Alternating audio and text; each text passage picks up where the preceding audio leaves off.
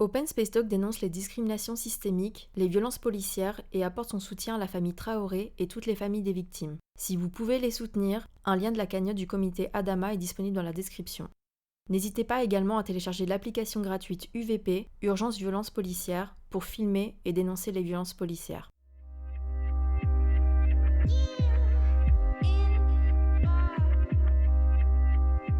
Open Space Talk, le podcast qui dénonce les discriminations au travail.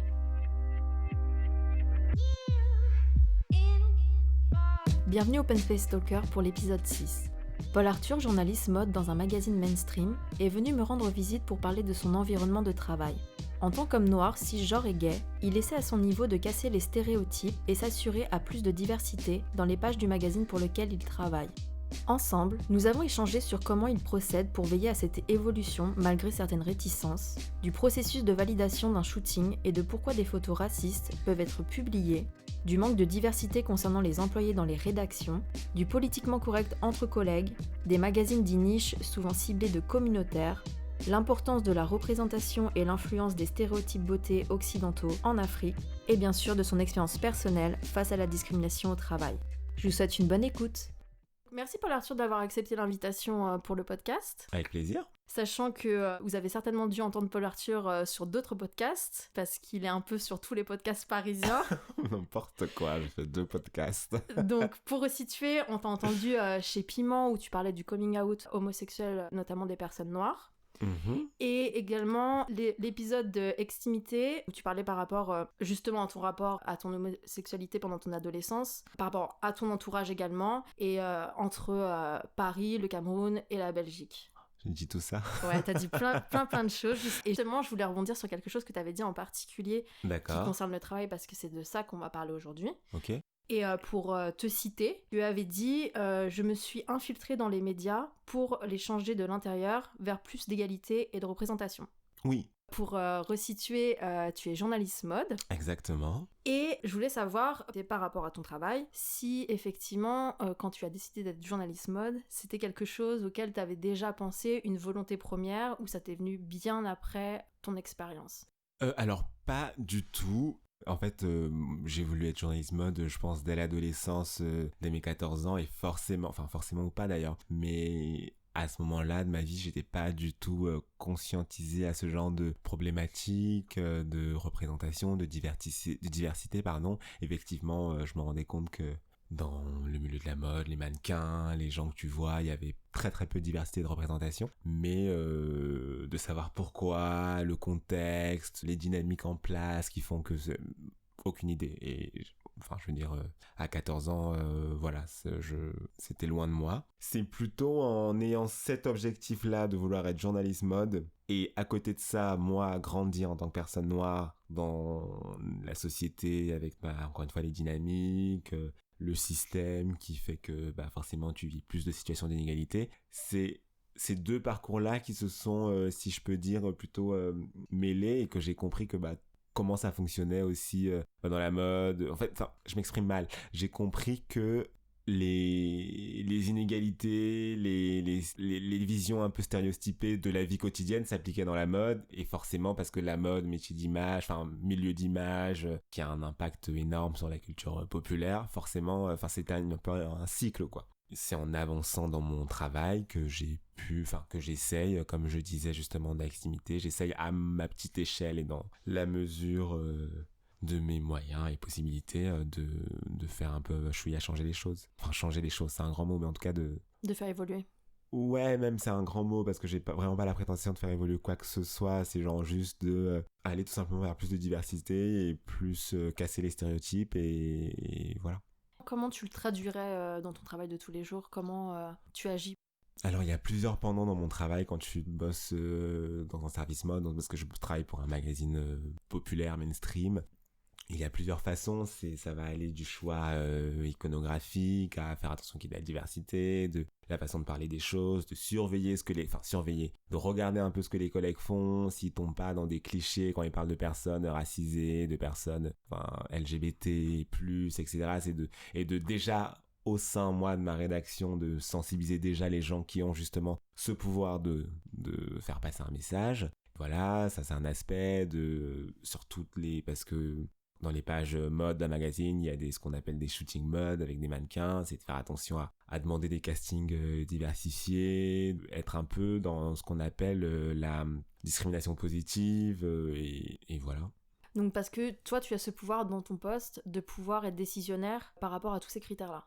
Oui, par exemple, je peux sur des shootings choisir des mannequins noirs, quand ça colle à l'histoire, et même pas forcément dans les visuels, enfin noirs et autres personnes mannequins racisés. C'est vraiment faire attention à ce que qu'il y ait de la diversité, qu'on parle de sujets, même les personnalités qu'on aborde dans le journal, de pousser, proposer des choses différentes de ce qu'on voit, là, dans un prochain numéro du journal dans lequel je travaille, il y aura une interview de 4 pages sur Aya Nakamura, chose que c'est la meuf en ce moment qui a le plus de succès en France dans la musique, mais elle est presque invisible dans les pages de magazines féminins, tu vois, c'est pas normal. Genre, quand je vois elle vend 3 fois plus qu'Angèle, et Angèle est starifiée dans les pages de magazines, enfin, je veux dire, les chansons d'Angèle, tu les entends pas dans la rue comme t'entends les chansons de Aya Nakamura, je suis désolé, tu vois, donc voilà, des choses comme ça, m'assurer qu'il y a un peu de représentation de la société au final dans les pages du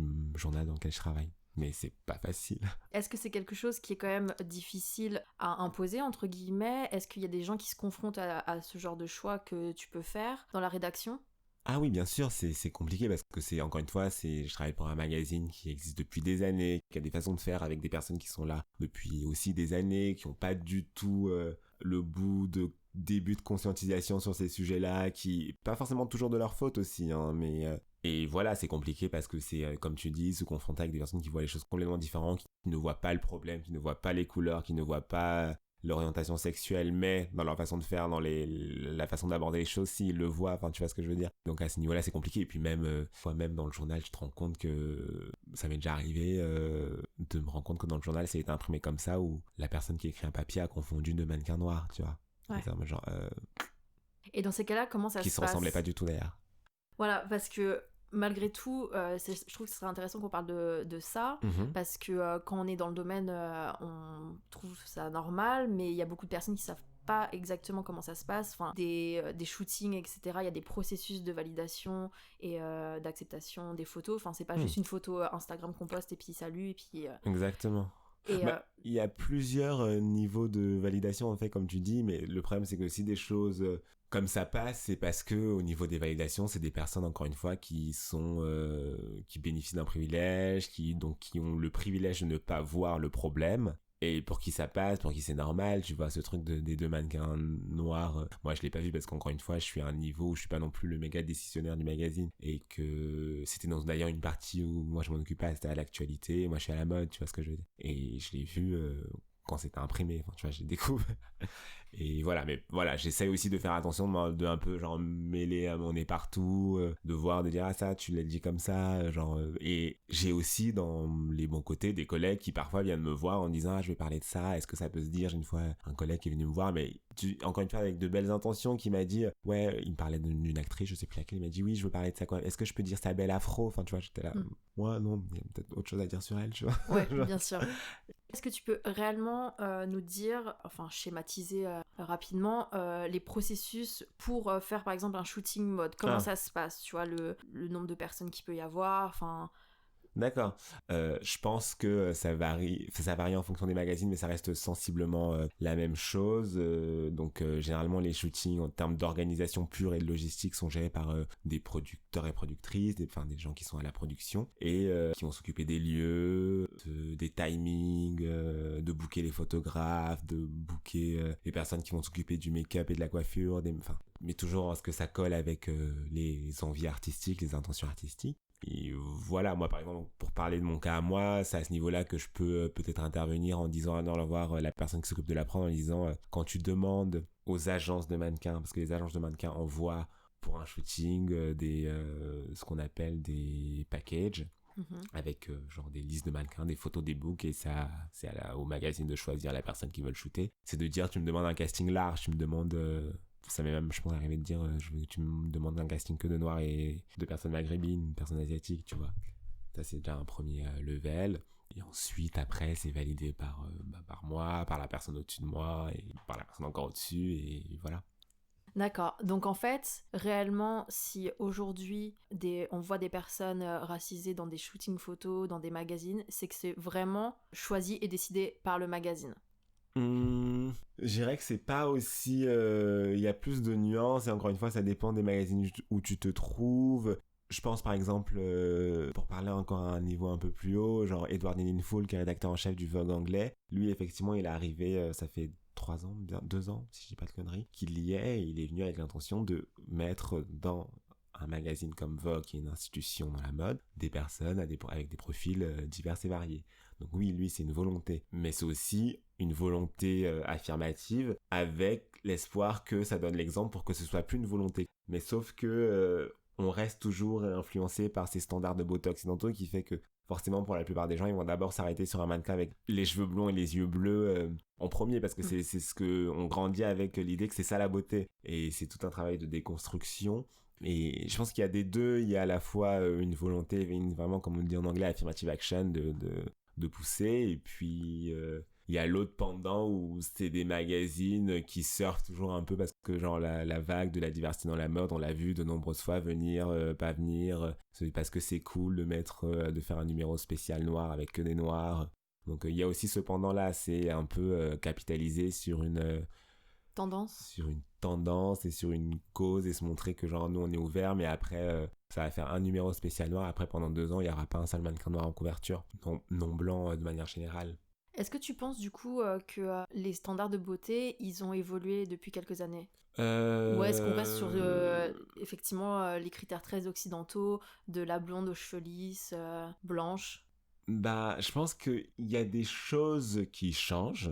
Dans la mode en tout cas, et même dans la beauté, on a accepté, enfin les gens, le système commence à permettre l'apparition et la validation d'autres types de beauté, que ce soit fait de manière, encore une fois c'est la mode, hein, donc d'une manière hyper capitaliste ou le plus sincère possible. Mais le standard général de beauté, ça reste encore Gisèle Bündchen et Kendall Jenner, c'est-à-dire grande, mince, cheveux blonds ou bruns longs, très fins, voilà. Oui, comme on a pu voir aussi, il y a une grosse tendance aussi sur l'appropriation culturelle, où on sent vraiment que la mode, c'est difficile de mettre des personnes racisées en avant, mais par contre c'est plus simple de mettre des personnes blanches avec des critères de avec personnes des noires. tresses, Voilà. ça, bien sûr, parce que ça passe plus. Enfin, c'est comme, je sais plus quel magazine américain avait fait un article où c'était genre les top beauté de la Fashion Week. Top beauté de la Fashion Week, en gros les mannequins avec les meilleurs looks de la Fashion Week, et genre dans tous les tops c'était des blanches, et dans tous les genre les faux pas de la Fashion Week c'était des noirs, les faux pas beauté, tu vois. Et parce que après tu voyais dans leurs faux pas beauté, c'était des noirs avec des tresses, des coiffures afro, mais tu tournais le magazine genre 30 pages plus loin, il y avait une blanche en afro, en tresse, genre, et c'était genre trop cool, trop stylé. Enfin, je crois que c'était Kylie Jenner, je sais plus quoi. Oui, forcément. De toute façon, c'est souvent la famille Kardashian qui revient. Donc l'évolution, c'est pas encore ça, quoi. Non, il y a énormément de travail. Je pense que c'est un travail sur des années. Il faut aussi que des gens aient des volontés, et qu'il y ait plus enfin, tu vois, c'est... En fait, c'est un travail qui va au-delà de la simple industrie de la mode ou de la beauté. C'est de la déconstruction d'années d'imagerie, de stéréotypes, de qu'est-ce qui est beau et qu'est-ce qui l'est pas, qu'est-ce qui est sexy et qu'est-ce qui l'est pas. Et... On en parlait tout à l'heure en off, mais donc pour rebondir sur un des scandales qui avait été assez important, qui était le scandale à H&M, avec la photo de ce jeune garçon qui était noir et qui portait le sweat où il y avait indiqué Coolest Monkey in the Jungle, le plus cool des singes de la jungle. Ça, typiquement, ce genre de shooting, comme tu l'as expliqué auparavant, il y a des processus de validation. Comment tu pourrais l'expliquer que ça soit passé, que ça a été publié et que c'était quelque chose qui était sur un site internet ? Bah, je pense que c'est parce que déjà ça a été l'intention de faire ce t-shirt-là et de le mettre sur un garçon. Un petit garçon noir, je pense que ça vient de personnes qui à aucun moment étaient confrontées avec le fait d'être noir et de se faire traiter de singe, se faire traiter de... En tout cas, qui n'ont jamais fait attention à ce stigma-là. Et voilà, ce qui est dans un sens assez grave, parce que enfin il y a Google aujourd'hui, et je trouve ça assez dément encore que les gens soient pas sensibilisés à ce genre de choses. On sait très bien, on l'a entendu... Mais bon, c'est des gens qui n'ont pas été sensibles t'associes pas des personnes noires à des singes, quoi, parce que c'est au fondement justement du racisme sur l'apparence physique, c'est que les noirs ont été longtemps associés à des singes, à des animaux, donc tu fais pas ce parallèle-là, c'est juste pas possible. Et si ça se fait, c'est parce que, encore une fois, dans les postes de validation, personne n'y est sensible, et si des personnes y sont sensibles, c'est certainement des personnes qui n'ont pas la possibilité de faire quelque chose, hein. Parce que tu peux être je pense que tu peux être militant, penser plein de choses, la déconstruction autour, mais t'as aussi un boulot, t'as aussi le besoin de vivre, et que c'est pas évident, et que je comprends que s'il y avait une personne noire qui a vu cette pub mais qui avait pas la possibilité je peux comprendre qu'elle ait pas pu aller sur le devant et dire si c'était pour se prendre une flopée de commentaires et peut-être même pas d'être compromise dans son travail. Oui, parce que ouais, effectivement, je me souviens lors de ce scandale qu'il y avait beaucoup de personnes noires qui avaient été remises en cause du fait qu'effectivement il y avait certainement des personnes noires qui travaillaient là-bas et qu'elles n'ont rien dit, et c'était évidemment sur elles qu'on était tombé, mais enfin il y a quand même un enjeu de travail derrière, il y a des gens qui ont des emplois clairement, et qui peuvent pas forcément intervenir, ou qui sont peut-être intervenus et qui, comme tu dis, n'ont pas pu, on les a tout simplement pas écoutés. Donc est-ce que finalement l'évolution par rapport à tout ça, ça serait de avoir des personnes racisées ou concernées, par exemple LGBT, à des postes de direction plus importants. Bien sûr, c'est le nerf de la guerre. De toute façon, on vit dans un monde où le nerf de la guerre, c'est l'argent, c'est le malheureusement ou pas. Enfin, malheureusement, si. Et c'est comme ça que les choses peuvent changer. C'est comme, encore une fois, c'est comme le Vogue anglais, pour reprendre cet exemple-là. Le Vogue anglais d'Edward Enninful, il n'a rien à voir avec le Vogue anglais de sa prédécesseur, même en termes des équipes. Enfin, il y a une photo que tu peux voir sur internet, un avant-après des journalistes qui écrivaient dans le Vogue anglais depuis qu'il est là, et celle d'avant. Enfin, c'est genre c'est le jour et la nuit. Donc oui, c'est comme ça, et c'est parce que cet homme-là est à ce poste décisionnaire et qui peut faire bouger les choses. On peut parler d'une évolution sur certains magazines ou certaines publicités, mais j'ai quand même souvent l'impression que cette évolution, elle est faite par des personnes concernées, majoritairement. Majoritairement, oui, bien sûr. Encore une fois, c'est la volonté de faire changer les choses, mais parce que c'est des discriminations que tu vis aussi dans ta chair et que tu veux faire en sorte que ça change pour ceux et celles qui viennent après toi. Par exemple, toi, dans ta rédac, est-ce que on peut vraiment parler de mixité ? Oh non. Tu veux dire le genre qui est au journal ? Non, pas du tout. D'accord. Pas du tout. Mais après, je pense que, encore une fois, pour parler d'un domaine que je connais, d'un domaine dans lequel j'évolue, de toute façon, déjà, la presse, les médias, à la base, il n'y a pas de diversité, mais parce que dans les écoles, il n'y a pas de diversité. Tu vois, pareil, dans ma promo, j'étais le seul noir dans des écoles un peu réputées. Parce que l'accès, du coup, à l'enseignement est... Déjà, de base, surtout à des enseignements aussi spécifiques, aussi... et que malheureusement, dans un inconscient... on le propose pas aussi naturellement au niveau de l'orientation aux personnes racisées, malheureusement, je pense. Et donc ça commence là, le problème, puis après forcément en évoluant, c'est comme après dans toutes les autres sphères de travail, les personnes non blanches restent minoritaires. Et donc oui, en tout cas au niveau de ma rédaction, c'est pas la folie de la diversité, quoi. Est-ce que t'es confronté, toi, dans ton expérience personnelle de travail, à des discriminations qui sont directement visé sur toi, ou plus à du racisme ordinaire ou de l'homophobie ordinaire que t'entends, mais qui sont pas forcément dirigés, mais forcément t'es concerné. C'est ça, mais je pense que c'est plus de ça. J'ai jamais vécu au travail, depuis que je travaille dans cette boîte-là, de racisme, genre j'ai eu la chance d'évoluer, de monter les échelons dans ma boîte, et en tout cas on me donnait l'impression que ma couleur de peau n'entrait pas du tout en jeu. Par contre, oui, effectivement, j'ai été témoin de racisme ordinaire que tu peux voir partout, de remarques, même pas forcément dirigées vers moi, sexistes, racistes, homophobes, transphobes. Et voilà, et encore une fois, j'essaye quand je peux, quand j'ai envie, quand j'ai la patience aussi, parce que c'est pas toujours facile de devoir argumenter à 9h avec une collègue qui a des propos transphobes. Oui, j'essaye de faire changer les arguments. Alors parfois ça prend, parfois non, mais en tout cas, pour une personne convaincue, c'est déjà bien, je pense. Et est-ce que tu sens justement que les gens osent moins te dire certaines choses ? Ah, bien sûr. Ou parce qu'ils savent que tu vas être la personne qui va dire quelque chose. Bien sûr, genre, ça même sans te le dire, tu vois les gens qui sont en mode on va pas avoir cette conversation devant lui parce que sinon ça va partir en Black Panther, tu vois. Oui, en plus c'est même pas parce que t'es noir, c'est clairement parce qu'ils savent très bien ton positionnement par rapport aux choses. Bien sûr. Donc t'es la personne à qui on peut pas dire les choses. Ça devient après on te colle avec ce truc en France, on te dit qu'on peut plus rien dire, que genre tout est le politiquement correct, et en fait ce que j'ai toujours envie de répondre à ça, c'est bien le politiquement correct en fait, c'est que pendant des années, certaines personnes se permettaient de dire des choses sous couvert de l'humour, de la blague, du bon mot, cette culture française on dit ce qu'on veut, on est libre, Voltaire, etc., etc.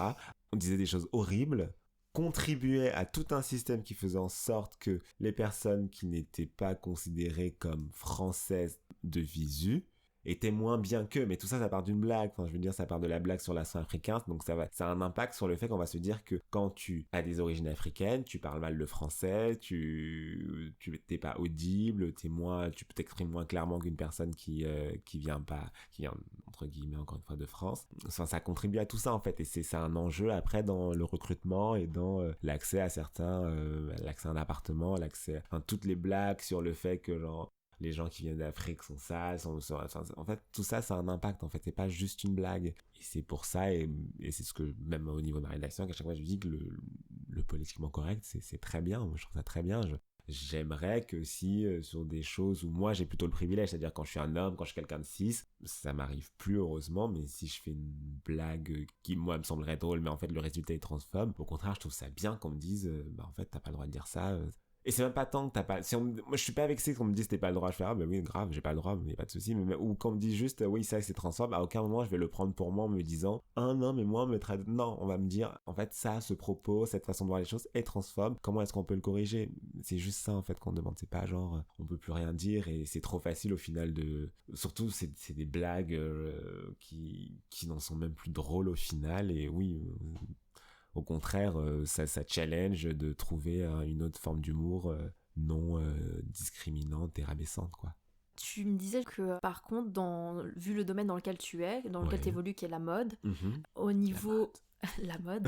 Au niveau de l'homosexualité, ça n'a jamais été un problème, entre guillemets, ça n'a jamais été remis en cause comme ça peut l'être pour d'autres dans d'autres domaines de travail. Oui, encore une fois, je pense que de par le contexte... T'as toujours pu être toi-même, en fait. Oui, j'ai jamais caché le fait que j'étais gay, que j'avais un mec. Et surtout, moi, je mets vraiment un point d'honneur à mon travail, à parler. Enfin, je veux dire, au travail, ça arrive, tes collègues hétéros, ils vont parler de leur week-end avec leur meuf, leur mec. Enfin, moi, si on me demande mon week-end et que j'étais avec mon mec, je vais pas dire oui, j'étais en week-end avec quelqu'un. Tu vois, enfin, mon mec, point. Mais par chance, dans ce domaine-là, en tout cas, l'homosexualité n'est pas quelque chose... Je dis pas que la mode est pas homophobe en plus, genre tu peux avoir de l'homophobie dans la mode et tu peux... Mais de par le fait que c'est un métier qui par la force des choses, j'ai pas envie de commencer à mentionner dans des explications de sociologie, et avec plein de personnes homosexuelles et beaucoup plus de femmes. Ça se passe mieux. Ça se passe mieux, c'est pas comme si t'étais dans un milieu plus machiste, comme un chantier de travaux, où effectivement être homosexuel ça passerait moins bien, mais c'est parce qu'aussi la mode rentre dans toute cette dynamique, je pense, de la construction du genre. C'est que forcément quand t'aimes la mode, c'est que la société te fait comprendre que soit tu dois être une fille, ou alors t'es un garçon, mais un garçon pas garçon comme on l'entend, tu vois. Donc je pense que c'est aussi ça qui fait que, et encore une fois j'ai pas envie de faire de la sociologie des comptoirs, mais qui fait que c'est un milieu plus safe entre guillemets pour les personnes homosexuelles.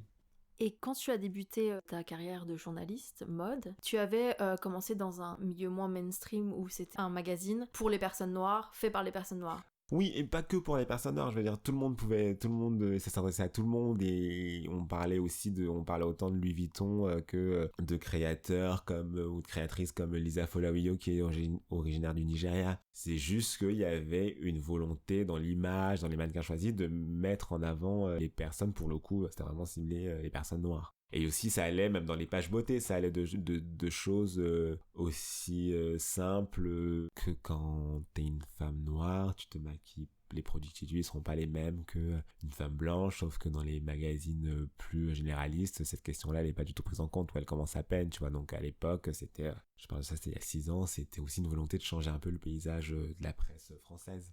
Et ça serait une volonté pour toi de revenir à quelque chose de plus spécialisé, entre guillemets, ou vraiment de continuer à injecter ça dans le mainstream ? J'en sais rien, en toute honnêteté. Je pense que pour le coup, en termes de boulot, c'est surtout une question d'opportunité et de. Enfin, je veux dire, aujourd'hui, si j'ai une opportunité intéressante dans un magazine, encore une fois ciblé, niche, ça me dérangerait pas d'y aller. Je peux pas dire oui, j'attends, j'ai la volonté de le refaire. Je pense que les deux façons de faire sont bien. Si t'es dans un média plus mainstream et qu'à ton niveau tu peux faire changer les choses, ou de créer une contre-force, c'est aussi bien. Mais après ça, c'est hyper personnel. C'est que moi je suis pas un entrepreneur dans l'âme. Je vais pas quitter mon boulot là, en tout cas pas pour l'instant, pour lancer un nouveau magazine ou ce genre de choses. C'est plus à l'opportunité à ce niveau-là que je pense je fonctionne personnellement. En fait, ma question, elle était un peu ciblée dans le sens où on sait très bien que ce genre de magazine peut être dit communautaire. Ouais. Et en France, c'est très mal vu l'esprit communautariste, alors qu'au final, c'est quand même hyper nécessaire d'avoir ce type de magazine. Bien sûr, et évidemment, et c'est comme ça que je pense que d'avoir ce type de magazine, ça a aussi permis que les magazines mainstream s'intéressent à certaines questions, à mettre en avant des créateurs d'horizons différentes et tout ça. Enfin, je veux dire, le dernier gagnant du prix LVMH, qui est le prix que LVMH justement remet à des jeunes créateurs et créatrices, c'est un Sud-Africain. Enfin, je veux dire, c'est aussi tout le fait qu'il y ait des magazines qui parlent spécialisés sur ces niches entre guillemets, qui a fait que les institutions plus mainstream s'y intéressent. Donc le communautarisme, comme on le dit en France, qui pour moi est pas du tout un mot négatif. Enfin, c'est normal que les gens veulent voir des gens qui leur ressemblent, veulent des conseils spécifiques à leur pigmentation. Et pour répondre à ta question, moi ça me dérangerait. Si aujourd'hui je suis amené à bosser dans un magazine dit communautaire, moi je m'en fous. Même quand à l'époque je bossais dans le magazine dont tu parles, je me suis déjà pris de remarques, mais c'est trop bizarre quand même, pourquoi est-ce que je sais, mais t'as ouvert un Elle, c'est un magazine pour les blanches par les blanches, donc personne trouve ça bizarre. Trouve ça bizarre. Et là d'un seul coup ça paraît bizarre à tout le monde. monde. Bien sûr, mais c'est de toute façon dès que les communautés se retrouvent entre elles, les communautés minoritaires, ça pose un problème à la majorité dans tous les sens. Donc, mais c'est aussi quelque chose qu'il faut déconstruire. Et c'est comme ça que les choses changent d'ailleurs, quand quand des personnes qui vivent toute la même discrimination, les mêmes micro-agressions, s'accordent déjà pour se dire ah ok, on vit tout ça. Pourquoi on vit tout ça?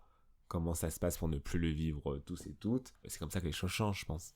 On parle justement du fait de la représentation, c'est important. Du coup, je vais me faire l'avocat du diable. Il y a des personnes qui argumentent le fait que si majoritairement les personnes sont blanches dans les médias occidentaux, c'est parce que à la base la majorité est blanche et que de ce fait, certainement en Afrique, ça c'est toujours l'excuse qui revient, tu trouves quasiment pas de blancs dans les médias. Enfin ça c'est des paroles sans évidemment le savoir. Toi qui as grandi une bonne majorité de ta vie au Cameroun, qu'est-ce que tu peux en dire de ça par rapport aux critères de beauté qui sont influents?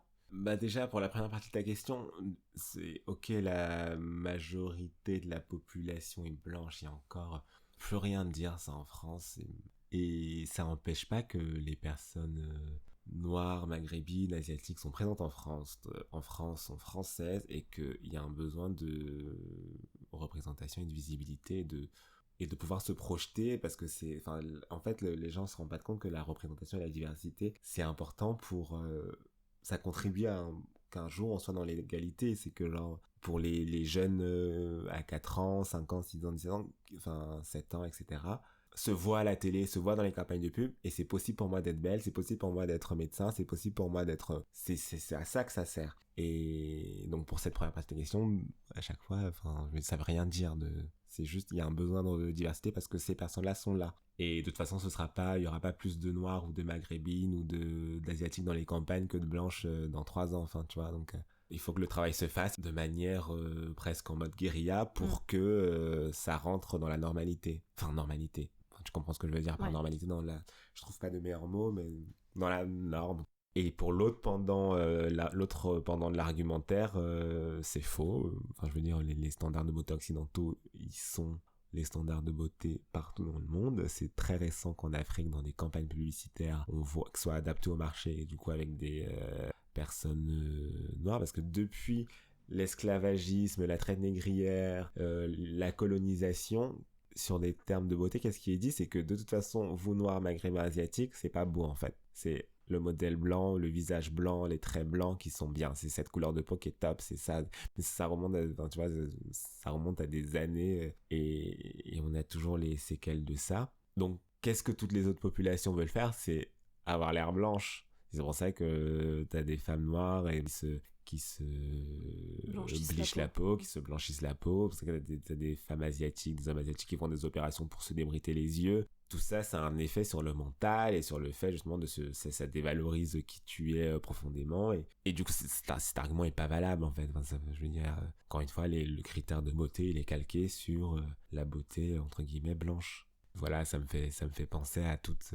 quand justement on cible le fait que ce soit problématique que dans les magazines de mode, de beauté, on loue les femmes blanches avec des tresses ou avec des coiffures qui ont été l'apanage des femmes noires, et qu'on te sort l'argument de oui mais je comprends pas pourquoi une femme blanche peut pas se faire des tresses. Enfin je veux dire, les femmes noires elles se j'ai n'importe quoi, oui, elles se lissent les cheveux, elles se raidissent les cheveux. T'as envie de dire, mais en fait à la base si les femmes noires le font, c'est parce que il y a une oppression derrière. Il y a une oppression clairement visuelle dans les dires, c'est-à-dire que genre il y a encore des femmes noires qui avec leurs cheveux naturels au travail, on leur dit que ça fait sale. Donc oui, c'est une oppression. Alors, j'ai pas envie de dire que les femmes noires, encore une fois, devraient toutes garder leurs cheveux naturels. Chacun fait chacun et chacune fait ce qu'il et elle veut. Mais ça vient de quelque part. Si il y a ce geste de se lisser les cheveux pour malheureusement coller à ce standard et rentrer dans les bons codes et se faire accepter. Enfin, ça vient de là à la base. C'est Juliette Smeralda qui est sociologue, qui en parle dans un de ses bouquins, et je suis désolé, j'ai pas la référence du bouquin, mais c'est quelque chose que j'avais lu pour un article. On la cherchera. Oui, qui explique que le fait de se lisser les cheveux remonte à l'esclavage dans les plantations aux États-Unis, comme des esclaves de maison, donc, qui, pour être bien vus par maître et maîtresse, devaient justement, pour faire propre, se lisser les cheveux et se genre chauffer des peignes à des températures et se les coller sur le crâne. Tout ça vient de là. C'est un peu une explication un peu tâtonneuse, mais ça fait longtemps que j'ai lu cet article. Et voilà. Si t'avais un mot à ajouter pour conclure notre entretien.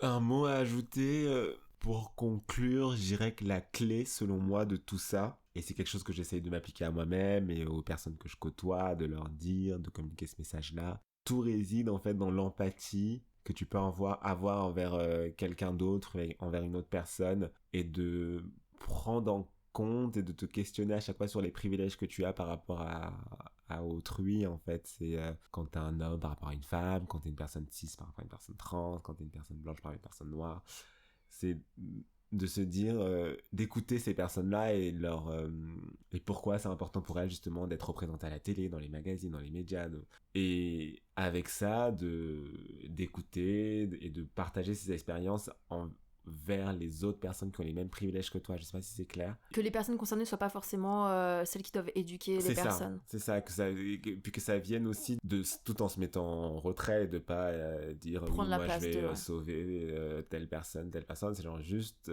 parce que quand t'as des privilèges, ça veut dire que t'es en position de pouvoir, et c'est de convaincre toi aussi les autres personnes en position de pouvoir sur certaines questions pour que ça évolue, et pour que, encore une fois, enfin pour moi tout ça c'est une question de genre juste d'égalité, mais vraiment ça va pas au-delà de ça en fait. C'est que personne ne cherche à prendre la place de quelqu'un. Voilà, c'est ça. J'ai pas envie de dire qu'il y a de la place pour tout le monde sur Terre, parce qu'on est un peu beaucoup là pour nous. Mais c'est pas une question de prendre la place de quelqu'un d'autre, c'est genre juste de moi pouvoir. C'est juste de moi pouvoir, et que si je prends ta place, c'est parce que je l'ai mérité par mon travail, par, je sais pas, par plein d'autres choses, qu'on parte sur les mêmes chances et les mêmes égalités. Merci beaucoup, Paul Arthur. Le même pied d'égalité, je voulais dire. Merci. Merci pour votre écoute. Si vous avez apprécié l'épisode, n'hésitez pas à soutenir le projet en laissant des likes et en le partageant autour de vous. N'hésitez pas à nous rejoindre sur la page Instagram Open Space Talk, où nous traiterons du sujet dans toutes les sphères discriminantes. À très vite pour le prochain épisode.